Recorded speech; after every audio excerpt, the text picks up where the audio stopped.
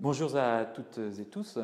Nous vous proposons au Centre historique minier, dans le cadre des Journées nationales de la géologie, de vous plonger dans l'univers d'une roche, roche qui a façonné tout un territoire, où hommes, femmes et enfants ont participé à son exploitation. Cette roche, vous l'avez sans doute reconnue, il s'agit du charbon. Je vous propose de percer les secrets de cette roche sédimentaire en vous faisant découvrir l'exposition à l'origine du charbon, le Carbonifère. Allons-y. Alors cette roche, vous la connaissez très certainement plus par les utilisations. À quoi sert-il ce charbon? Effectivement, l'une des premières utilisations, bien sûr, c'est le chauffage, utiliser la roche comme combustible. Donc pour chauffer les foyers domestiques, pour permettre de produire de l'électricité aussi, par exemple dans les centrales thermiques, sans oublier bien entendu le fonctionnement des fameuses machines à vapeur, les locomotives à vapeur ou autres machines à vapeur. En métallurgie, bien sûr, les bassins houillers ont coïncidé avec le développement de l'industrie métallurgique, que ce soit dans la région Hauts-de-France ou dans le bassin lorrain ou dans le sud de la France.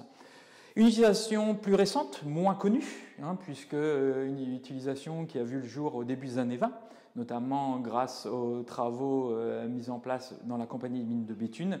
Il s'agit bien sûr de l'avènement et du développement de la carbochimie. À partir du charbon, on va pouvoir produire, créer des produits tels que des matières textiles, de la peinture, de l'engrais, des solvants, etc. Quel âge a-t-il notre charbon? Les différentes datations ont permis d'établir sa formation à la toute fin de l'ère primaire, à la période appelée à très juste titre le Carbonifère. On se situe entre moins 355 millions d'années à 295 millions d'années. Quel était l'environnement au Carbonifère? Quelles plantes se développaient dans la future région Hauts-de-France? Grâce à la découverte de nombreux fossiles par les mineurs, les scientifiques spécialisés, les paléontologues, ont permis de reconstituer ce paléo-environnement du Carbonifère. Allons découvrir leur travail.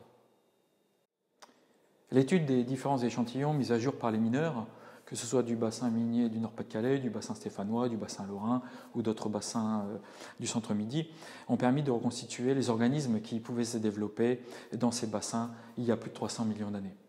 On y trouvait des plantes telles l'épidodendron, la sigillaire, plantes qui pouvaient atteindre déjà 30 mètres de haut, des fougères arborescentes, qui est quand même assez extraordinaire. Dans la région Hauts-de-France se développaient des fougères comme Pecopteris qui pouvaient atteindre 10 mètres de haut. Comment est-ce possible? On retrouve des fougères arborescentes, bien sûr, aujourd'hui sur notre belle planète, dans des pays où le climat est de type tropical ou équatorial. Était-il de même au Carbonifère? L'étude des fossiles a permis de montrer qu'au Carbonifère, la région Hauts-de-France se situait au niveau de l'équateur. Maintenant, comment s'est formé le charbon?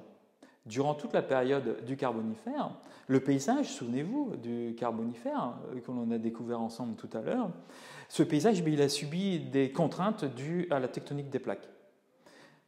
Ces végétaux se sont retrouvés enfouis sous l'eau, qui a permis une dégradation partielle de cette matière organique végétale qui s'est progressivement transformée sous l'effet combiné de l'augmentation de température et l'augmentation de pression due à l'enfouissement, en tourbe, puis en lignite, et enfin en charbon vrai, comme l'anthracite. Cette tectonique des plaques a eu également des effets plus tardifs sur notre bassin minier du Nord-Pas-de-Calais, comme vous pouvez le voir sur cette coupe géologique qui date de la toute fin du XIXe siècle, où on constate que les couches de charbon, matérialisées en noir sur cette coupe, ont subi des efforts, puisqu'elles ne sont plus horizontales ou subhorizontales quand elles se sont formées, mais elles sont inclinées, on parle alors de pendage, et elles ont subi des efforts, puisque vous voyez des plis, elles changent de sens, on parle de plis, et également à certains endroits des cassures que l'on nomme failles en géologie. L'amélioration des connaissances géologiques du charbon a également permis d'améliorer son exploitation dans le bassin minier du Nord-Pas-de-Calais. Malgré une structure géologique complexe de notre bassin minier, nous venons de le voir, un gisement souterrain, des couches de faible épaisseur, on parle d'ailleurs de veines, des couches qui ont subi des déformations suite à la tectonique des plaques, les hommes ont su implanter des carottes fosses, comme ici à Leward avec cette fosse d'Éloie, mais aussi inventer des techniques pour pouvoir l'exploiter.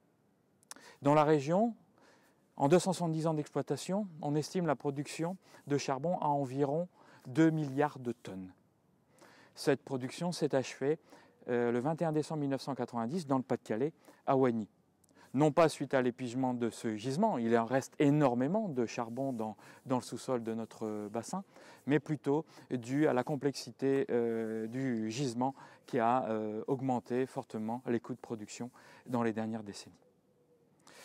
Voilà, j'espère que cette immersion dans cette exposition à l'origine du charbon, le Carbonifère, vous aura permis d'avoir un éclairage particulier sur cette roche charbon, tant convoitée par des milliers de mineurs dans notre région.